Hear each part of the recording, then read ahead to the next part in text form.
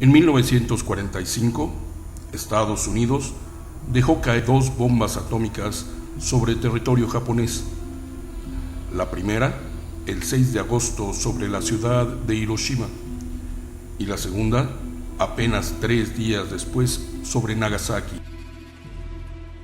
Es irónicamente de locos que 72 años después de la devastación, de la muerte de cientos de miles de ciudadanos vaporizados en un segundo, Japón salga a la defensa de su verdugo y le dé la espalda a una región con la que tiene más en común que con los gringos.